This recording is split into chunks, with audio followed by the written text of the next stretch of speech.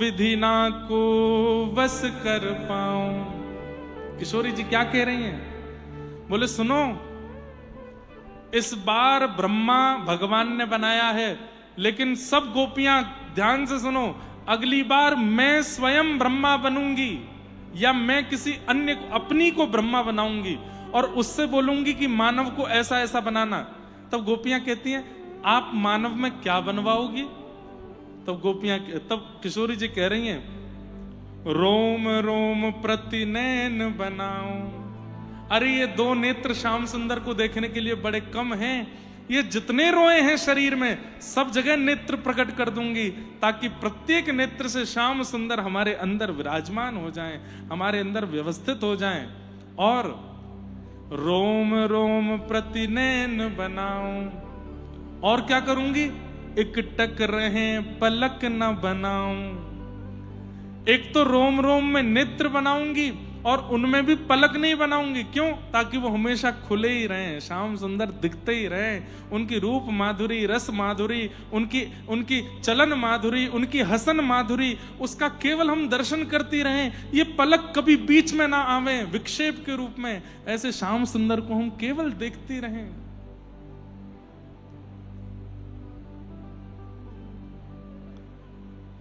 तब पूर्ण होंगे मनोरथ, सफल हमारे काज। तब किशोरी जी बोल रही हैं तब चैन मिलेगा। अभी 2 नेत्रों से चैन नहीं मिलता है। 2 नेत्रों से श्याम सुंदर को देखकर के मन भरता नहीं है। रोम रोम से देखना है, रोम रोम से अनुभव करना है।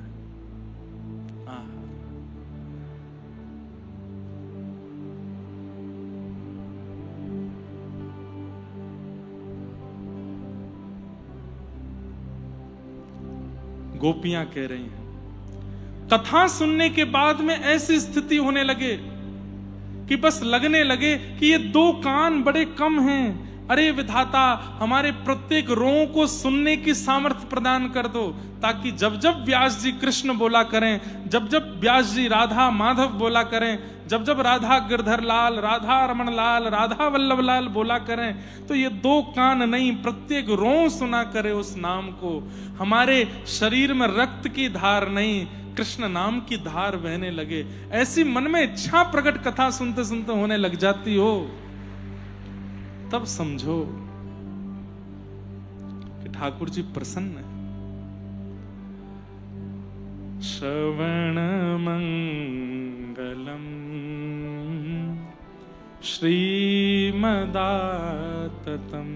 और कितनी बड़ी बात है, कथा सुनने के बाद व्यक्ति को लगता हो मुझसे ज्यादा धनवान कोई नहीं है इस संसार में। भले ही किसी और से 10 रुपया किराया देकर के आए हैं कथा सुनने के लिए, लेकिन कथा सुनने के बाद क्या लगे, मुझसे ज्यादा धनवान कोई नहीं है। क्यों? आज 4 घंटे में बताई हुई समस्त भावों को मैंने पी लिया है, उड़ेल लिया है अपने चित्त में। अब मेरे चित्त में जो कृष्ण भक्ति भाव प्रेम विराजमान है, ऐसा किसी के पास नहीं होगा। इसलिए वो अपने आप को अत्यंत धनवान मानने लगता हो। उसको लगता हो संसार की कमाइयां करना वो तो खर्च हो जाते हैं, पर ये कथा में जो व्यास जी ने दिया है, ये जो कमाई है, ये सबसे बड़ी कमाई है। श्रीमदाततम भुवि गृह्णन्ति ते भूरिदा जना। कथा सुनने में ऐसी रुचि बन जाए। बंधुओं एक बात कहें, ज्यादा कथा हमारी सुन मत लेना, नहीं तो हम आपको ऐसा ही बना देंगे फिर, और फिर ऐसे ही हो जाओगे आप कि बस फिर कुछ और कहीं मन लगेगा नहीं। इसलिए थोड़े बच के रहिएगा, थोड़े किनारे किनारे ही रहो, क्योंकि ज्यादा रस पक्ष में अगर हम ले गए तो हम भी वैसे हो जाएंगे, आप भी वैसे ही हो जाओगे। बस रोते ही रहेंगे सुबह शाम ठाकुर जी की स्मृति में, ठाकुर जी के भावों में। ये नेत्र नीर कभी समाप्त नहीं होंगे, सदा बहते रहेंगे।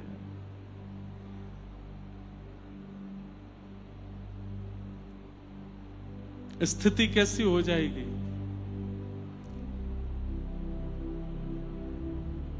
गोवर्धन वासी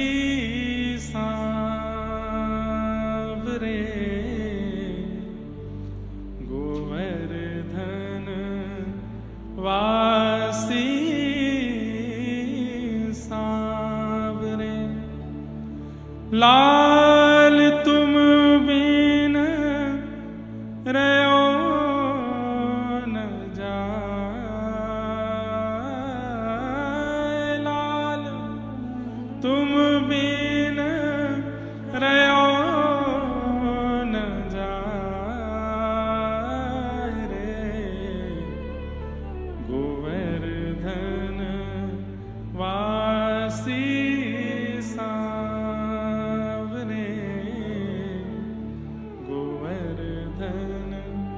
वासी सावरे, दर्शन को नैना तपे, वचन सुनन को कान, मिलवे को हियरा तपे, ही के जीवन प्राण, गोवर्धन वासी सावरे, गोवर्धन वासी सावरे। बस ऐसी स्थिति हो जाएगी, तुम बिन रहो न जाए, बस अब आप चाहिए। जैसे प्यासे को जल चाहिए, जैसे लोभी को धन चाहिए, जैसे निर्धन को धन चाहिए, जैसे कामी को काम चाहिए। हे नाथ, ये सब उसके बिना नहीं रह पाते, ऐसे मैं भी आपके बिना नहीं रह सकता, आप चाहिए मुझे। कथा सुनते सुनते ये भावना, ये स्थिति मन में प्रकट होने लग जाए, ऐसी मन स्थिति, ऐसी चित्तवृत्ति होने लग जाए, तो समझ जाओ ठाकुर जी आपसे प्रसन्न हैं। लेकिन बस समय पूर्ति के लिए कथा सुन रहे हैं कि इतने बजे से इतने बजे तक सुननी है, ये बातें सुननी है, फिर उसके बाद उठ के जाना है। ठाकुर जी प्रसन्न आपसे इतने प्रसन्न नहीं है, क्योंकि आप केवल वहीं अटक गए हो, उससे आगे बढ़ नहीं पा रहे हो। अरे प्रसंग आता है, मैं बंधुओं नेत्र बंद करके कथा कहूं तो समझ जाइएगा कि शायद किसी अन्य भाव में हूं, इसलिए कहने दीजिएगा, बस आप सुनते रहना। हमारे व्रजमंडल के श्री कृष्णदास, उनका स्वरूप ऐसा था कि वो किसी भी वस्तु को देखते थे। जैसे हमारा मन कैसा है, हम आम देख लेते हैं तो आम देख करके हमारे मुंह में पानी आ जाता है, अरे ये आम तो मैं खा लूं, कितना बढ़िया लगेगा, इसको बढ़िया फ्रिज में रख के ठंडा करके इसको काट करके ऐसे खाऊंगा। कोई सोचता है चूस के खाऊंगा, कोई सोचता है इसकी गुठली खाऊंगा, कोई सोचता है इसका अचार बनाऊंगा। आम को देख करके हम अपने रसना की कितनी भावना सोच लेते हैं। लेकिन कृष्णदास जी की दृष्टि कैसी थी, वो आम की सुंदरता देख करके मन में विचार करते थे, मेरे ठाकुर जी को भोग लगेगा तो उनको कितना सुख मिलेगा, उनको कितना अच्छा लगेगा। कोई व्यक्ति कपड़े देखता है तो कपड़े देख करके तुरंत सोच लेता है, मैं पहनूंगा तो कैसा लगूंगा। लेकिन श्री कृष्णदास जी सोचते थे, इस छपाई का कपड़ा यदि मेरे ठाकुर जी की पोशाक बनेगी तो कितनी बढ़िया लगेगी। मतलब वो हर वस्तु को देख करके ठाकुर जी के ऊपर इमेजिन करते थे, कभी अपने ऊपर नहीं। एक बार आगरा गए, आगरा की सब्जी मंडी में घूम रहे थे, तभी उनको एक सुंदर गायन का स्वर सुनाई देने लगा। एक कोई स्त्री बड़े सुंदर स्वर में गा रही थी, और वो स्वर सुनते ही कृष्णदास जी रुक गए और मन में सोचने लगे, इतना सुंदर स्वर, अरे ये स्वर तो मेरे ठाकुर जी के सन्मुख प्रकट होना चाहिए, इस स्वर से तो मेरे ठाकुर जी की सेवा होनी चाहिए।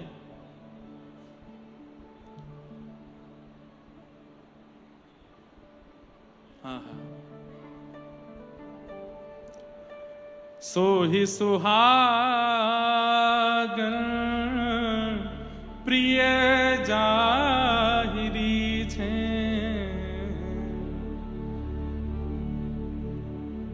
मेरे ठाकुर जी को प्रिय लगेगा ये, और ये सोच करके श्री कृष्णदास जी उस स्वर का पीछा करने लगे, कहां से ये कोकिल स्वर आ रहा है, इतना मीठा कौन गा रहा है। और ढूंढते ढूंढते ढूंढते जैसे ही एक गली में पहुंचे, गली से अंदर गए, वहां पर देखा एक बहुत सुंदर सा भवन था। और जैसे भीतर गए तो क्या देखते हैं, चारों तरफ मन चले लोग बैठे हैं, कोई पी रहा है, कोई धन लुटा रहा है, कोई वाह वाह कर रहा है, और बीच में एक नगर वैश्या बैठ करके गा रही है।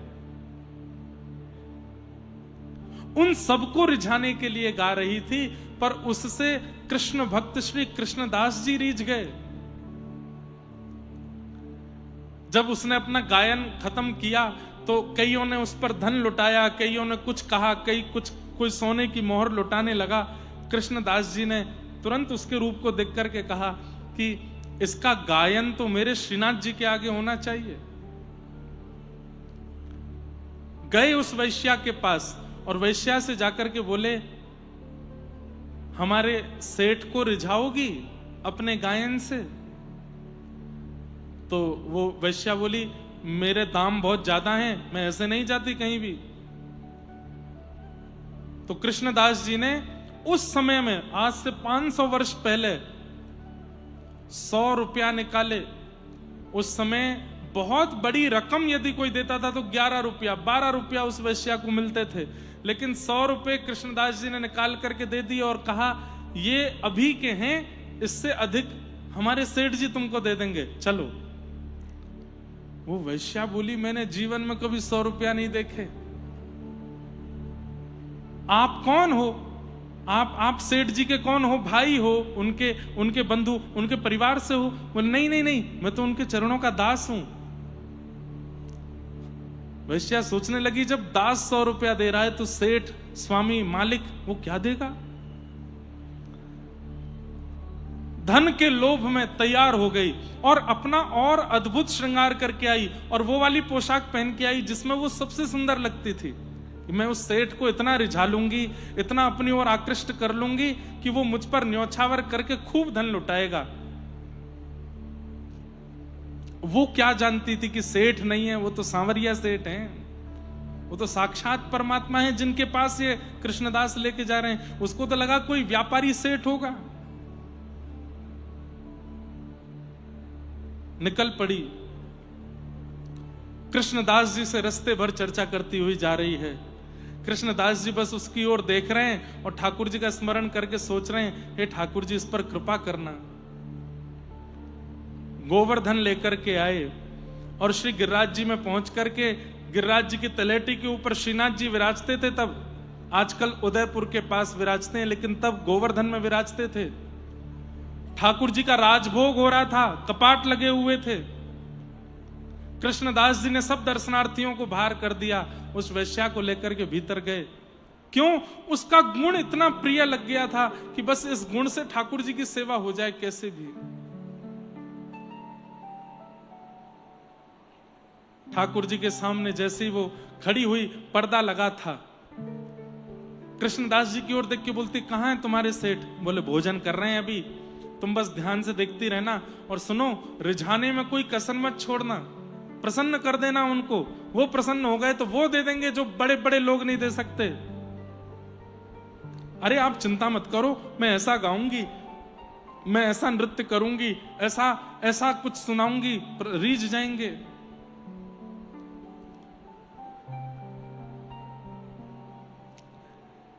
जैसे ही कपाट खुले, उस वैश्या ने नेत्र भर करके जब देखा, एक भुजा ऊपर की ओर, दूसरी भुजा कमर पर है, नेत्र नीचे हैं, मंद मुस्कुरा रहे हैं, सिरपेज धारण किया है, उस पर मोर पिच्छ है, यहाँ पर वंशी जी धारण है, छड़ी जी अपने हाथ के नीचे लगा रखी हैं, पैरों में पाजेब पहनी है, गले में सुंदर वनमाला धारण की है, सुंदर वैजंती माला पहनी हुई है, चंदन की सुंदर सुगंधी से सुगंधित हो रहे हैं। सामने एक पुजारी जी खड़े होकर के सुंदर दीप मालिका से आरती कर रहे हैं। आहा, उस गिरधर छवि को देख करके वो वैश्या दिखती रह गई। उसके मन में आज एक ग्लानि हुई कि मैंने आज तक जीवात्मा को, ये संसार के नश्वर प्राणियों को प्रसन्न किया है, आज तक मैंने संसार के ही लोगों को प्रसन्न किया जो मेरा उपभोग करके मेरा त्याग कर देते हैं। मैंने स्वप्न में भी नहीं सोचा था कि मुझे उसके आंगन में खड़ा कर दिया जाएगा जिसने पूरी सृष्टि की रचना की है। ठाकुर जी की रूप माधुरी देखी, उसके बाद कृष्णदास जी को देखा। कृष्णदास जी बोले बस इनको रिझा दो और किसी को रिझाने की आवश्यकता नहीं होगी। तेरे पास कंठ है, तेरे पास सुंदरता है, तेरे पास नृत्य है, तेरे पास सर्वगुण है। इस गुण से तू पूरे विश्व के लोगों को रिझा चुकी है और वो लोग तुझ पर धन लुटाते हैं, तेरा उपभोग करते हैं। कब तक ये करती रहेगी? इनको रिझा। घुटनों पर बैठ गई हाथ जोड़ करके और बस नेत्रों से अश्रुधार गिर रही है। और उस समय वो बोली कि मेरा कंठ अवरुद्ध हो गया, मैं कुछ गा नहीं पा रही हूं और मैं ये सोच रही हूं, हे कृष्णदास जी, मेरा तन तो झूठा हो चुका है, मेरी वाणी झूठी हो चुकी है। और ठाकुर जी उच्छिष्ट का भोग नहीं लगाते, ठाकुर जी तो अमनिया पाते और मैं अमनिया नहीं हूं, मैं तो उच्छिष्ट हो चुकी हूं, अब कैसे सेवा करूं? तब कृष्णदास जी ने पद गाया और उस पद को सुनकर के वह वैश्या नृत्य कर रही है ठाकुर जी के आगे। गिरधर छवि पे अटक्यो मेरो मन, गिरधर छवि पे अटक्यो। ललित त्रिभंगी चाल पे चल के, ललित त्रिभंगी चाल पे चल के, चिबुक चारू गण ठटक्यो मेरो मन गिरधर छवि पे अटक्यो।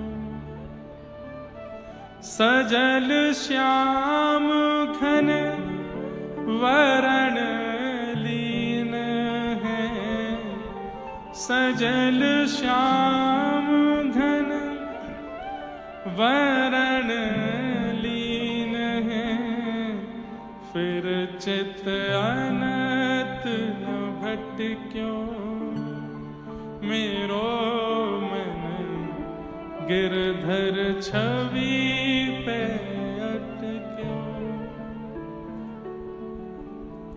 वैश्या कहने लगी मैं कैसे पाऊं, मेरा तन उच्छिष्ट, मेरा मन उच्छिष्ट, मेरी वाणी उच्छिष्ट।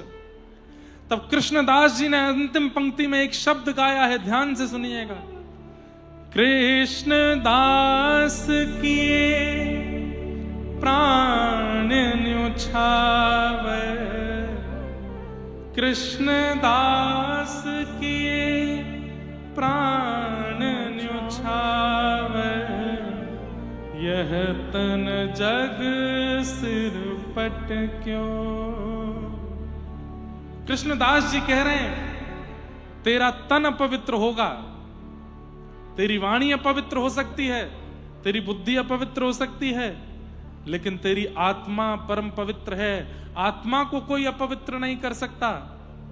ऐसा कुछ कर मिल जा श्याम सुंदर से, दोबारा इस संसार की उच्चिष्ट स्थिति में ना आना पड़े। और महाराज तुरंत वो वैश्या खड़ी हुई और ठाकुर श्री गिरधर लाल जी के सामने, श्रीनाथ जी के सामने नृत्य करने लगी, नेत्रों से अश्रुधार गिरने लगी और द्रुत गति से नृत्य करते करते गोल घूमते घूमते घूमते अंत में ठाकुर जी की तरफ दोनों भुजा पसार दी हैं और वहीं तन का त्याग करके आत्मा को बाहर निकाल के ठाकुर जी में विलीन हो गई, मिल गई श्याम सुंदर से। गिरधर छवि पे अटक्यो मेरो मन, गिरधर छवि पे अटक्यो। ठाकुर जी की हो गए। कृष्णदास किए प्राण न्योछावर, यह तन जग सिर पटक्यो। अरे ये संसार तो आपके तन का ही उपभोग कर रहा है, इसको आपके तन से ही मतलब है। छोड़ दो इस तन को इनके हवाले, आत्मा को दे दो ठाकुर जी को, उसे अर्पित कर दो ठाकुर जी को। और वो संभव कैसे होगा?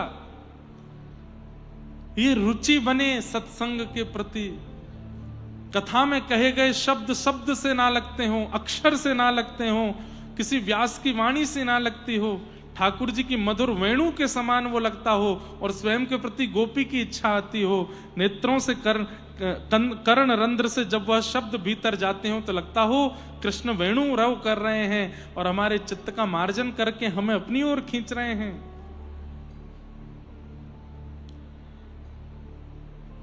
वही बात सूत जी कह रहे हैं, विश्वक्सेन कथा सुयः, कथा के प्रति यदि रुचि बन रही है, सत्संग के प्रति यदि रुचि बन रही है, तो इस बात का प्रमाण है कि ठाकुर जी आपसे राजी हैं। लेकिन सत्संग सुनते सुनते, कथा सुनते सुनते मन विचलित होता है, उठ के जाने का मन होता है, या फिर बस अब होता है कि कब विश्राम हो, समझो ठाकुर जी दूर हैं, ऐसी भाव।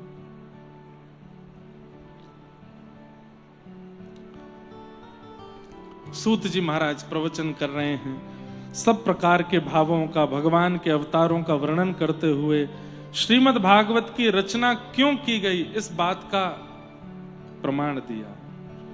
इदं भागवतम नाम पुराणम ब्रह्म संहितम उत्तम श्लोक चरितम चकार भगवान ऋषि। ये भागवत नाम का पुराण है जिसका निर्माण वेदव्यास जी महाराज ने किया है। उत्तम श्लोक चरितम, उत्तम श्लोक भगवान के भक्तों का इसमें चरित्र है और भगवान वेदव्यास ने इसकी रचना की है। ऐसी भागवत की रचना की कथा सुनाई गई। वेदव्यास जी महाराज का मन विचलित था। तब नारद जी महाराज ने जाकर के उनको कहा कि आपने जितने भी ग्रंथ लिखे हैं उन ग्रंथों में भगवान के यश का वर्णन किया है, भगवान के ऐश्वर्य का वर्णन किया है, अभी तक ठाकुर जी के बाल भाव का आपने वर्णन नहीं किया, उनके प्रभाव का वर्णन बहुत किया है, उनके स्वभाव का वर्णन नहीं किया है, इसलिए आपका मन अशांत है। हे वेदव्यास जी, ऐसे किसी ग्रंथ की रचना करो जिसमें भगवान के स्वभाव का वर्णन हो, प्रभाव का नहीं। प्रभाव तो पूरी दुनिया जानती है ठाकुर जी का, प्रभाव कैसा है ये तो सब जानते हैं, लेकिन उनका स्वभाव कैसा है इसका वर्णन आपने अभी तक नहीं किया, इसलिए आपका मन अशांत है। तब वेदव्यास जी महाराज ने भागवत की रचना की। भागवत में भगवान के प्रभाव नहीं, स्वभाव की चर्चा ज्यादा है, भगवान के स्वभाव की चर्चा है। कैसा स्वभाव है ठाकुर जी का? हमारे भारत में जयपुर में एक संत हुए, उनका नाम था श्री राम प्रसाद जी महाराज। क्या नाम था? राम प्रसाद। बहुत दिन बाद इनका चरित्र याद आया है, ध्यान से सुनिएगा। इनके पिताजी जो थे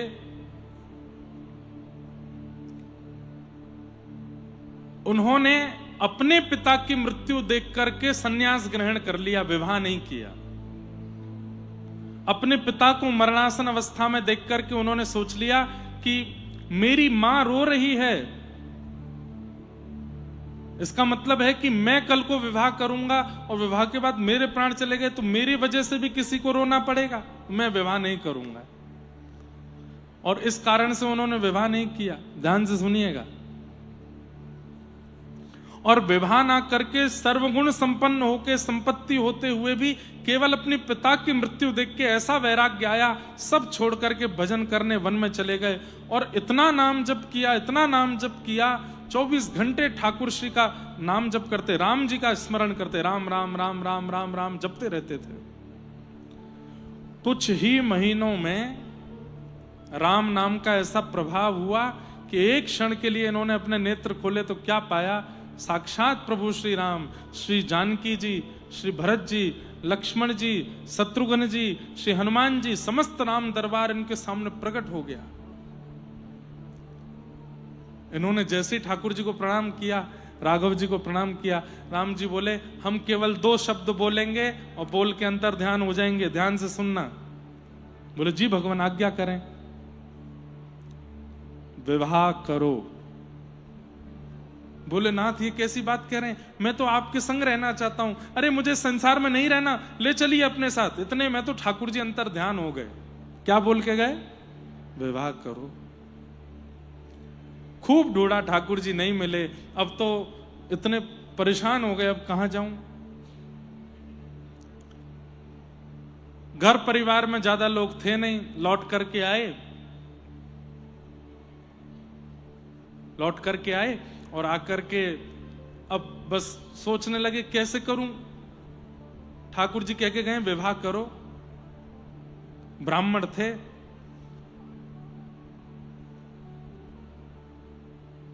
कितनी अद्भुत कथा है कि इनके घर तो कोई आया नहीं, ये ब्राह्मणों के घर जाते और जाके उनका द्वार खटखटाते। वो कहते अरे अरे आओ आओ आओ भैया, बैठो विराजो। हमने सुना था कि आप पिताजी की मृत्यु के बाद वन में चले गए थे भजन वजन करने, सोचा था विरक्त होकर, पर अभी सुना कि आप तो वापस आ गए लौट के। बोले हाँ आ गए। कहिए क्या बात है? बोले हम बस ये पूछना चाहते थे आपकी पुत्री है क्या? तो वो कहते हाँ है। तो उनका विवाह हो गया? बोले विवाह तो नहीं हुआ, हम अच्छे हैं वर हमसे ब्याह कर दो आप। खुद ही जाके अपना संबंध देते सबको। तो 2-4 ब्राह्मणों ने तो उनको भगा दिया। बोले ये कैसी बात करते हो, खुद ही आके बोल रहे हो हमसे ब्याह करा दो। और बोले मैं कैसे समझाऊं कि मुझे ठाकुर जी ने आज्ञा दिया कि ब्याह करो, और बहुत समय लगना नहीं चाहिए। एक बार ऐसे भ्रमण करते करते एक ब्राह्मण के यहाँ पहुंचे और जाकर के बोले आप देखो पहले ही हम आपको बोलते हैं, हम बहुत मार खा चुके हैं, बहुत पिटाई खा चुके हैं इस बात के लिए, लेकिन हम स्पष्टता से आपसे भी पूछ लेते हैं, मारिएगा नहीं हमको मना कर देंगे, हम चुपचाप चले जाएंगे। आपकी पुत्री है? बोले हाँ। ब्याह हो गया? बोले नहीं हुआ। हमसे कर दो, हम योग्य वर हैं। तो ब्राह्मण इतने प्रसन्न, मतलब भावुक हो गए इनकी बात। बोले ये कैसा, देखो इनका दुर्भाग्य ही कह सकते हैं, माता पिता है नहीं परिवार में कोई, खुद ही जा रहे हैं कि मुझसे ब्याह कर दो। और वो ब्राह्मण रीझ गए, उन्होंने अपनी पुत्री का विवाह उनसे कर दिया। उनके जो प्रथम संतान हुई उसका नाम उन्होंने राम प्रसाद रखा। क्यों? क्योंकि राघव जी की आज्ञा से ही दाम्पत्य जीवन में प्रवेश किया, ये संतान भी उन्हीं की कृपा से हुई है, तो इसका नाम राम प्रसाद है। राम प्रसाद नाम रखा। जयपुर में रहते थे। बहुत ध्यान से सुनिएगा।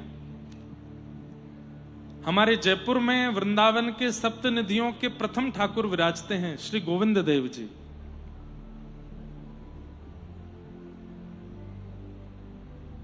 बिहरत निस दिन कुंज गलिन में, व्रज जन मन सुख धाम। रूप गोस्वामी प्रकट कियो जहां, राधा गोविंद रूप निधान।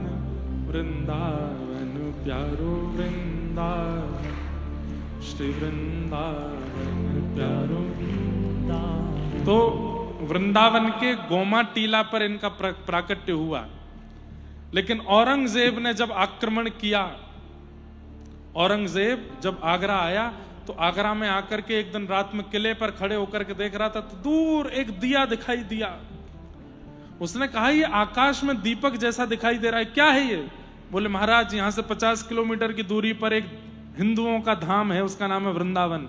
वहां एक ठाकुर प्रकट हुआ है, उसका नाम है गोविंद देव, उसके मंदिर के शिखर का ये दिया।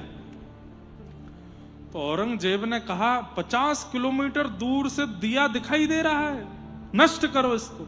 औरंगजेब ने तो नष्ट ही किया भारत को, सारे मंदिरों को। जैसे ही ब्रजवासियों को पता चली तो गोविंद देव जी को ले जाने का भाव रखा। तब जयपुर के राजा ने कहा कि मैं पूरी सुरक्षा दूंगा, आप कृपा करके श्री गोविंद देव जी को यहां ले आओ। कुछ कुछ दिन जगह जगह पड़ाव करते हुए श्री गोविंद देव जी जयपुर गए। तब से जयपुर में विराजमान। तो जयपुर में इनका जन्म हुआ श्री राम प्रसाद जी। तो राम प्रसाद जी गोविंद देव जी के मंदिर जाते थे। अब इनकी दर्शन वर्शन में तो रुचि कम थी। गोसाई जी के 2 बेटे थे, वो राम प्रसाद जी की उम्र के ही थे। मंदिर में इतनी भीड़ होती नहीं थी, 2-4 लोग दर्शन करने आते थे।